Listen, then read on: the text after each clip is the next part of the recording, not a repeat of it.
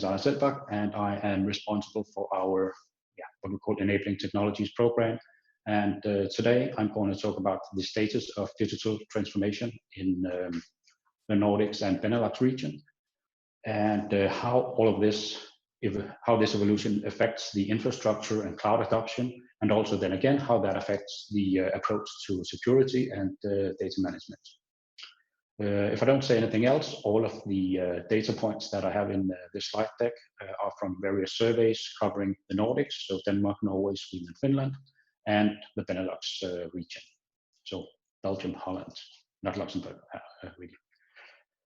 And if we just start by looking at the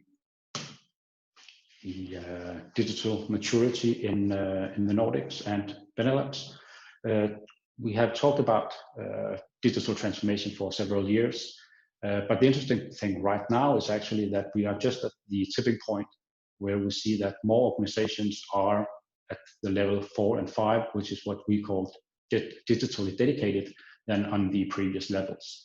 And that really means that they are using the digital technologies, all kinds of AI, cloud, whatever new and emerging technologies, to really change the business and their customer-facing activities. So not just optimize their back-end and do what they've done for years in a more efficient way and reduce costs, but really change how they engage with the customers and how they address the market, change their business models, turn products into as-a-service offerings, engage in ecosystems rather than having a traditional linear value chain. So really changing the overall business of the company.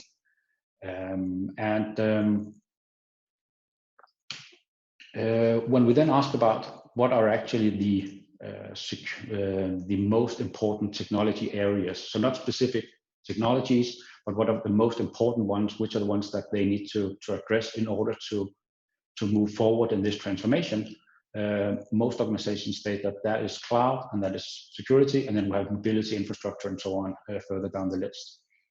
And one of the interesting thing about that is really that this is all about, or very often about, technology. So we usually talk about it's the new emerging technologies, it's the applications, it's the analytics that really drive this. But we also see now that the infrastructure needs to be in place. A lot of legacy systems need to be updated. A lot of existing systems are not agile enough to support the business models. So we see that those are actually being addressed. And as that happens, and as organizations become more and more dependent on data and more on digital, of course, we also see that security really must be addressed in a different way, and I will elaborate on that. But first, when moving forward here, I'd just like to post a poll about the security breaches that you experience. Which are the most significant ones that you see impacting your business innovation? This is anonymous, so we will not see, or no one else on the call here will actually see what you're answering. But I will get back to the results in just a few minutes and have a few comments on that. And while you do that, I'll just need to address the elephant in the room, as we say, which is the COVID-19 pandemic. I will not go into detail with that. IDC and a lot of other organizations, for that matter, has a lot of stuff on the impact on that on different markets. So a lot of it is also actually free, so you can find that on our website. But just very briefly, looking at how does this actually change the digital transformation and the cloud adoption and the security standing as we see it here in our region. Of course, we see that most organizations, they believe that the economy will be hit, and I'm sure we all recognize that, and nearly, although slightly less, experience their own revenue to decrease as well. There are, of course, also organizations that are, or if not directly benefited from it, at least expecting increased revenue or revenue in the same line as they expected at the beginning of the year. If we then look at digital transformation, we actually see that 30% say that they expect that their current activities or initiatives, they will continue or even accelerate due to this situation, while we have about 20% saying they will slow down on the initiatives. But then we have almost half of the organizations that say they will continue, but they will do it slightly differently. They will need to reassess the specific initiatives and maybe prioritize differently. They will need to reassess their technology use and so on. But overall, they will continue as well. So all this digital transformation that I talk about, more dedication and so on, for some organizations, the journey will accelerate. For others, it will slow down slightly. But overall, and looking at the market as a whole, we expect to see more or less the same progress as we have expected, even though we may see a polarization of some organizations being faster and further ahead, and someone being in the risk of being left behind. If we look at the cloud adoption, overall, we actually see that it is accelerated, partly due to save costs. So in order to move from a CapEx structure, or in order to get away from a more rigid payment structure that organizations typically have in a lot of infrastructure elements, they want to, or organizations see that they want to save cost with the flexibility in cloud. And that is both for private and public, actually. But also, I think it's interesting that in the top of this slide, we see that it's about more applications for security and availability. It's about driving value from data. It's about using the cloud platform for innovation. So we really see that it's really about the opportunities that cloud offers that drives organizations forward, and that we also see the more strategic or long-term things about shifting to EAS, or infrastructure as a service, as opposed to a physical data center, shifting applications towards a software as a service environment. Those are still there, but it's really the new opportunities or the business opportunities that is offered by cloud that we see a focus on right now. And then in regards to security, we actually see that it's the only area within IT, and I think we asked about 25 different IT areas, from infrastructure, devices, managed services, whatever you can think of, more or less. When we ask about, do you expect to increase, stay the same, or decrease your spending in those areas, security is the only one that actually, where we see more organizations expect to increase the spending than decrease it. So there's definitely a acceleration of and focus on security, and also a change due to some of the things that we've seen in the security space.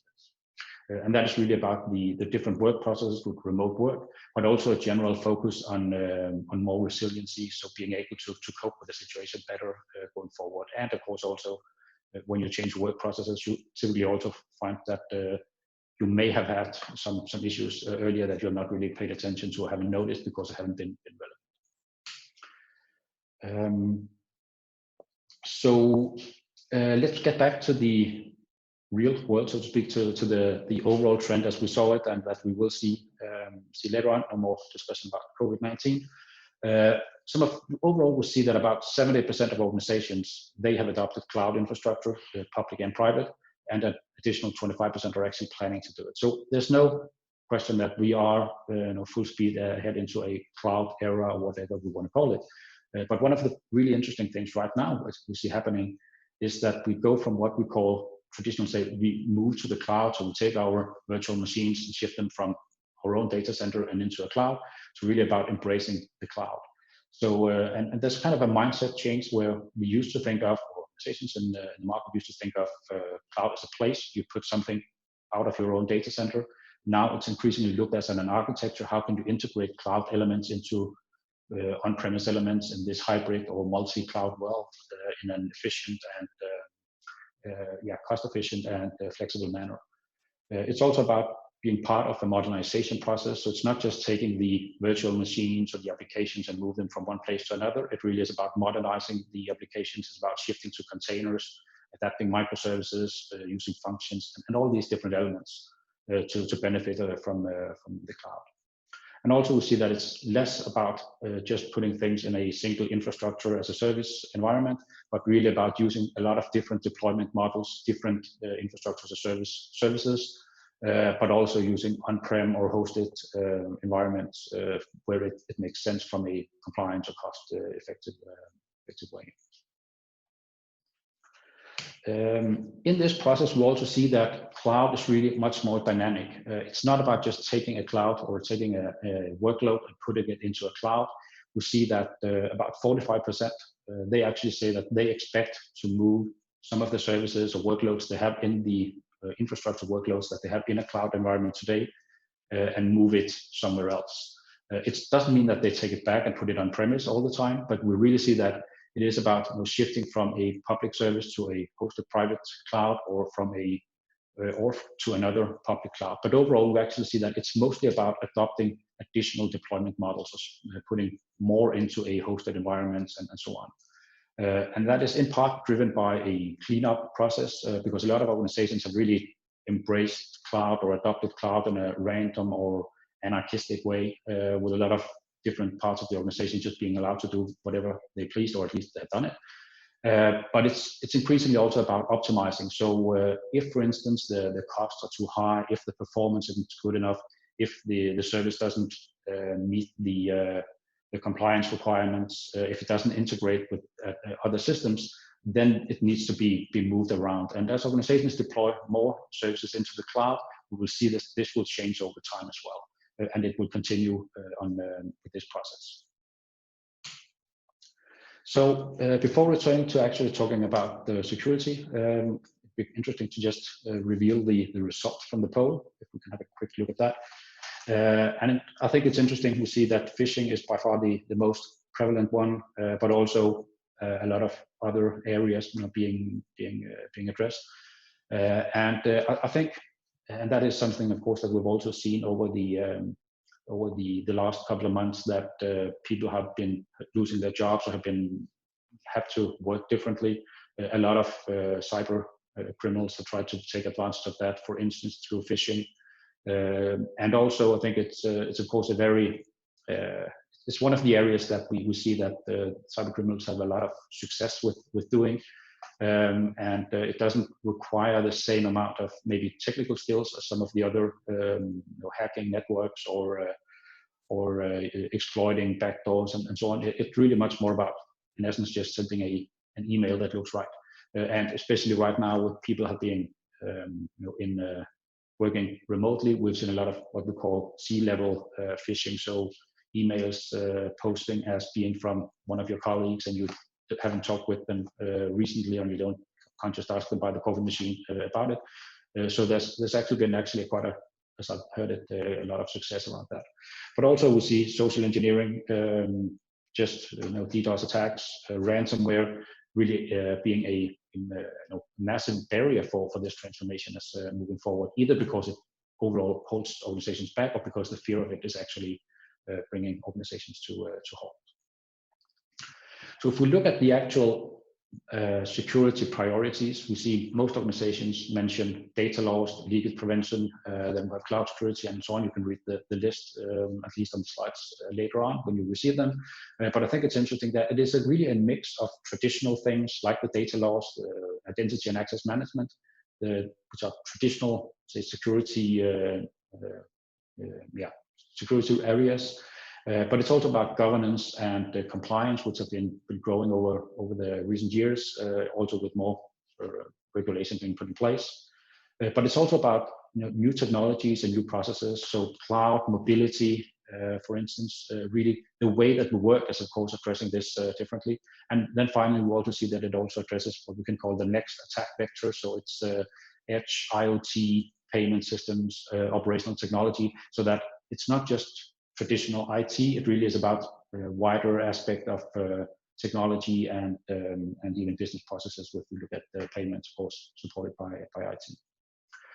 And that's really reflected if we try to look at it, this perimeter, how that expands from the traditional data center and then further and further out. And what's important in this process is actually that we, of course, still need to secure the data and focus on the data rather than securing the server or the infrastructure. But it's also about data management, controlling how data flows, who has access to it in different ways. How do you back it up? For instance, if you put things into the cloud, you can just basically make a tick mark of backing up data, but what does that actually mean for you? It may mean that you have a more vendor login than you would like to, but it could also be that actually the recovery process doesn't work as it should. I recently talked with a streaming company. You know, they couldn't use cloud backup because it would take way too long time to recover in case they needed to or get the data back. So in theory, they could back up everything, but it would just take way too much time to actually get everything back on. So really looking at your business processes, your data flows, and figuring out how to do that is essential. And related to this, we talk about the digital trust pyramid. So we have the risk, or the foundation is typically a risk assessment, or it should be. And then depending on if you understand your risk, you have your security compliance that's built on top of that. On top of that, again, you have privacy, data ethics, and so on. And really, we see that those are things that really increasingly need to be addressed because of the increased digital business that you do. Your partners, your customers, they need to trust you. They don't care. Well, they do care if you say you're secure and you can live up to regulations, but it really is beyond that. They need to trust you in a better way, and also that they trust that you deal with their data in a proper way. So in essence, we're actually seeing that digital trust is also turning into a competitive advantage for organizations. So with that, I will just leave you with this quick. We need to focus on digital trust, but also that the entire traditional IT security setup is really the foundation of it, but needs to be changed. So questions and comments, you're welcome to write them in the Q&A box, and we'll address it later or at the end of this slide deck. And now I'll hand over to Michael Kate from Veeam, who will elaborate on the digital journey and how it impacts data management, data protection, and digital trust.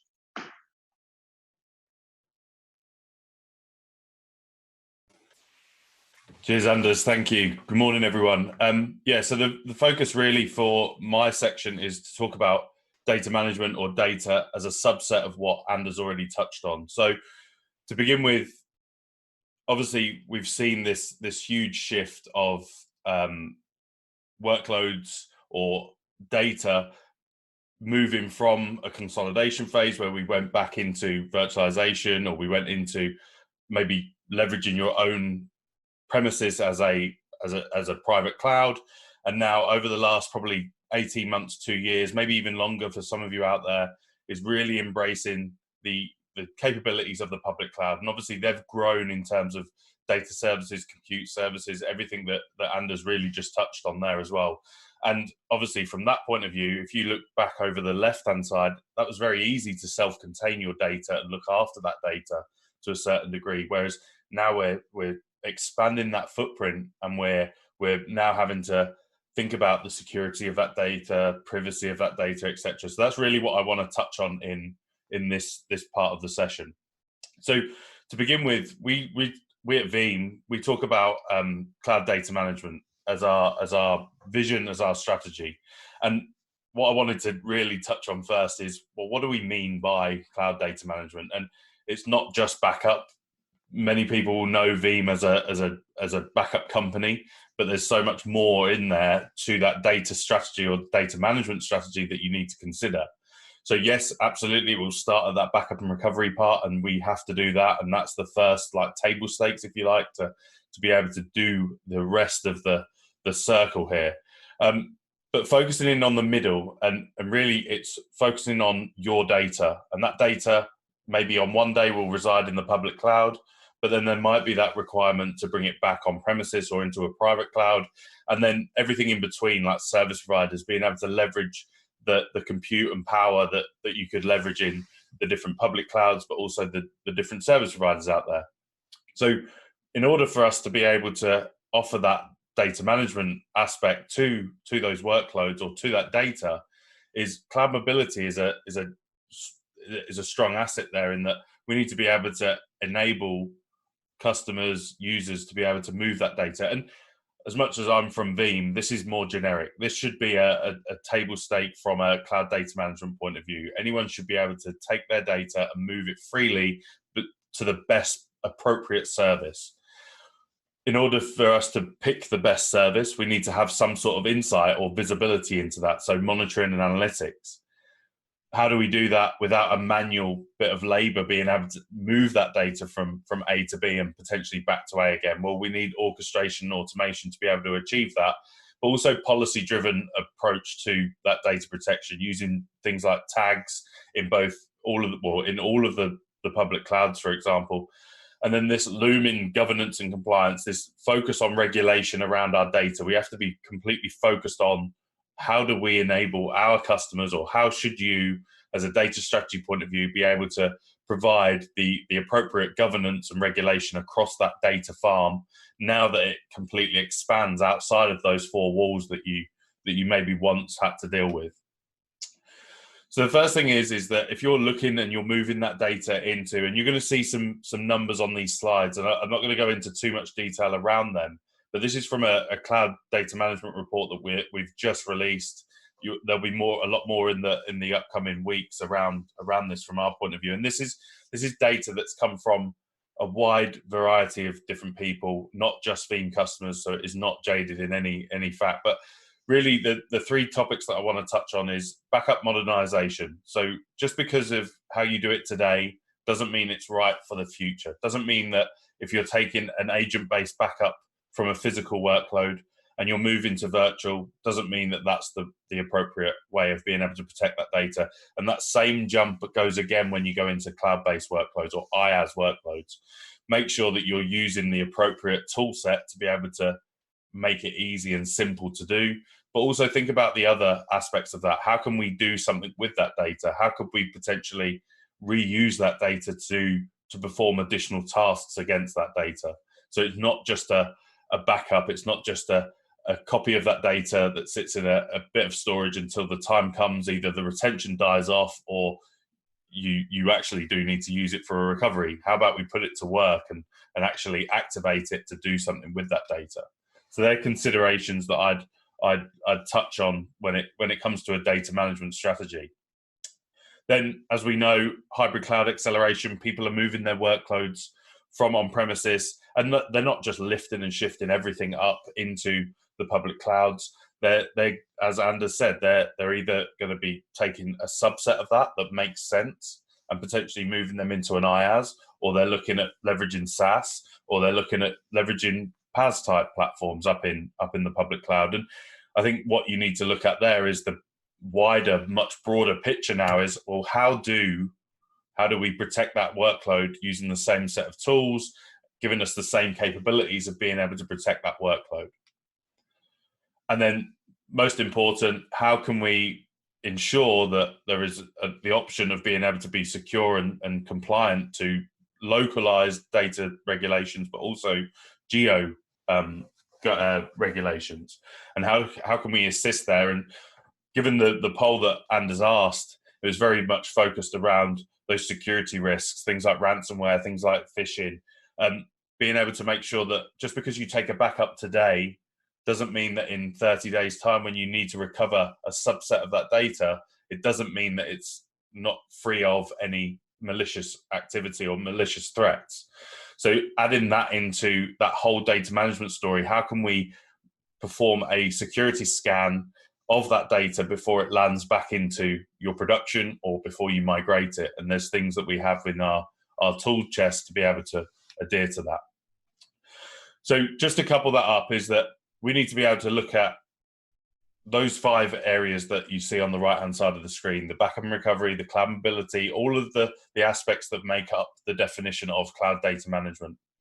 And then on the left-hand side, you see what you will see is the Veeam Cloud Data Management Platform, but it's overarching the cloud, the SaaS, the virtual, the physical, those workloads that are not going away, the physicals, the SaaS, the new way of being able to offer out services to your business internally. Virtualization is not going away. It's absolutely going to be a platform. Then you've got the cloud, you've got cloud native IaaS, you've got Kubernetes, and you've got containerization. That all fits into that same bucket. And then underneath that, you need to have those layers to be able to protect and have visibility into those workloads. So the key point, and I'm sure most of you are aware, as there were some people in the poll that also said that data loss was a prime issue in the poll. So data loss still happens in the cloud. There might be a misconception out there that, oh, if we put everything into the public cloud, then everything's going to be safe. I think the important thing is that the data is still yours. The regulation, the compliance, the security is all still yours. Yes, they will put a service around that, they'll put infrastructure, they'll put an environment around that, but ultimately that data is still your responsibility. And you can see here, and to be honest, this is the same factor for that data that lives on premises. It's your data, except for you've probably got a little bit more responsibility when it comes to your data on premises, because you do have to look after the infrastructure, the servers, the operating systems, the software, etc. But it's still a huge point that data that you have complete access to in the public cloud is still a viable issue for user error and accidental deletion. And this just, I quite like this. It defines what service within the public cloud do you have control of the underlying components. So from a SaaS base, you're completely offloading everything from an operating system point of view. No patching, no infrastructure. They're going to keep you up as best as they possibly can at that point, but the data is still your responsibility. Then we move into PaaS, very similar, but it's still yours, and you still understand a little bit more of the platform or the underlying infrastructure, and you decide what that actually looks like in terms of spec. IaaS a little bit more in that, well, now you're going to look after the operating system, you're going to look after the application that lives on that, but the data is always still your responsibility. On-prem, obviously everything is ticked. You generally have to look after everything on that front. So just another one of those reports that I wanted to touch on was the cloud backup. So cloud backup today, and then what we believe will happen in 2022. So the interesting fact here that I want to touch on is that 18% of people not backing up that data, and that could be aligned to Anders's comment in regards to the streaming company. They're not able to get that data back, or they can't use it because it's in a proprietary format and doesn't allow them to do so.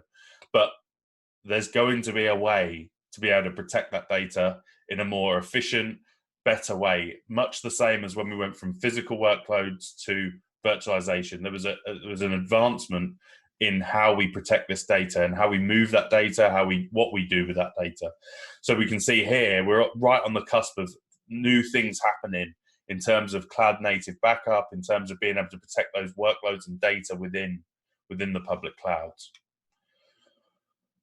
So, and this is generic, this is just not a Veeam, it's not a Veeam pitch at all, but if you're going down that journey, or you're already in the journey of cloud data management and moving that data from your own on-premises site that you've traditionally done for a long time, and you're now looking to start maybe dipping your toe, and people will be at various different stages in that adoption, as Anders also pointed out. The key thing that I would consider as any data strategy would be, it has to be simple, because that's a huge learning curve for our infrastructure or IT admins to go from what they know from a vSphere or from a Hyper-V or from virtualization, from physical, to then have to go and learn what GCP, what Microsoft Azure, what AWS, what they do is very different. So it has to be simple. It has to be, and especially from a data management, we all know that data management is not top of the list or not top of the priority for most people, for most companies, although it's the most important asset that you own within your company. So it has to be simple, but it also has to be flexible, because on day one, you may want to have that workload on premises running in your virtualization stack. But on day 90 or day 365, when you have a peak of business, you may want to migrate that data into the public cloud and take advantage of all that additional compute power to be able to deal with things like Black Friday or various different surges in business. So it has to be flexible in that front and scalable from that angle. And then the most important thing from a data management point of view, it has to be reliable. It has to tick that box, and not just the green box when a backup is finished, but it has to be there when you need to recover or when you need to do something with that data. It has to be the most reliable bit of asset that you have within your business. So I would also argue from a simplicity point of view, it has to be simple because it has to be software defined. There's no hardware requirements. That obviously there is hardware requirements, but there's no specific appliance or configuration that you must adhere to. So I think that's the important thing, regardless of where that data resides, the ability to protect that using the same set of tools that allow you to do that, regardless of where it lives, whether it's on premises or whether it's in the public cloud or physical or service providers. That gives us the ability to protect those in the same defined manner. And I mentioned around flexibility about moving data from A to B and potentially back again. So over on the left-hand side of the screen, you'll see a variant of different image-based backups that are out there. There's many more, obviously, but they all write into a portable data format. And that portable data format can be pushed into or converted into basically the same as what's on the left-hand side. It can be used to convert virtual machines from on-premises into the public clouds and being able to use that and vice versa. And I think that's an important trait that you should look at from a data management point of view because of those scenarios that I mentioned about being flexible and moving workloads from A to B and potentially back to A or to C. And another thing that is out there is, well, okay, so that's all well and good. I want to move these 90 machines or 900 or 9,000 machines from my virtualization environment today. But in a year's time, we want half of those to be in the public cloud offering. Now, generally speaking, or historically, you would have to go out and buy an additional license to be able to adhere to that. So look at the licensing model that is on the table. From a Veeam perspective, we've got the ability to be flexible. So if today you have a virtual machine that you're protecting, and that virtual machine maybe goes away completely because you're refactoring it to go into the public cloud, well, that license is completely portable in terms of being able to spin up a new workload up in the public cloud and being able to then start protecting that workload. And that license, that portable license, can move wherever you need that to be in terms of protection.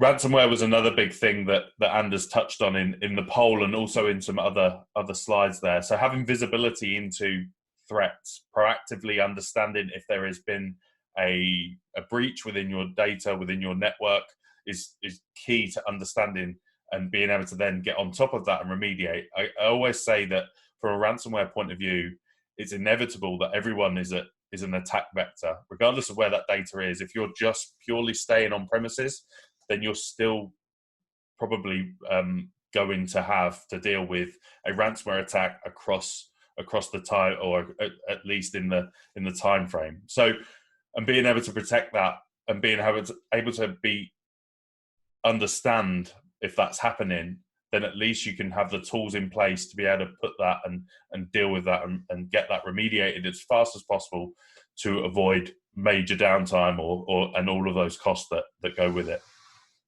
I also touched on data reuse. So, or copy data management could be another way of using this term.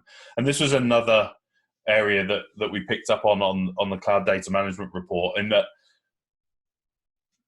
the ability to, so we're taking backups every day or maybe even hourly. And that generally, traditionally, sits in a disk-based backup target, and it sits there for the retention period, and then it gets dripped off and the new data comes in and so forth, and it just sits there. It sits in cheap, deep storage. Potentially it goes off into object storage, it goes off into tape, but that's it. That's traditionally, that's job done. We've ticked the box. We only ever have to use it when we come to restore. But there's a whole gold mine of data that is residing in these backup formats that give you the ability to put that data to work, understand a little bit more about what that data is that you're keeping and what else you could use it for, as well as being able to then use that portability that I touched on, being able to move workloads from A to B. Potentially that B could be a copy of the data that's already running on premises, being able to put that data to work in the public cloud, leveraging that compute power. But whilst our production data is still functioning here, we've got a team of developers, people that are looking at our analytics, up here leveraging that public cloud. And I think this will be a huge factor to play in any data management strategy over the next 12 to 18 months, is how can we do more with that data that we've really traditionally just been leaving to sit there for its retention period. From a Veeam point of view, so there's 4 things that we do from a data labs point of view. In fact, there's 5. Sure backup and sure replica. Now this is more around the verifying that you have data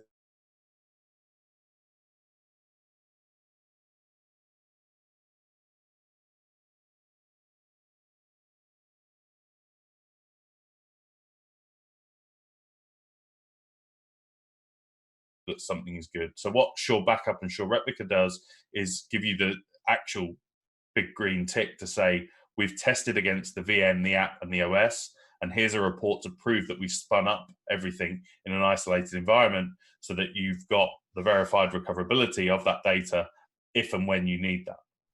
Then you've got going one step further. So that's a fully automated process. Going one step further, you have the on-demand sandbox, which actually, if you've got groups of or if you've got groups or teams of people that need access to some data, but you don't want them doing it on the production, then give them a subset of an application group that they can go and use.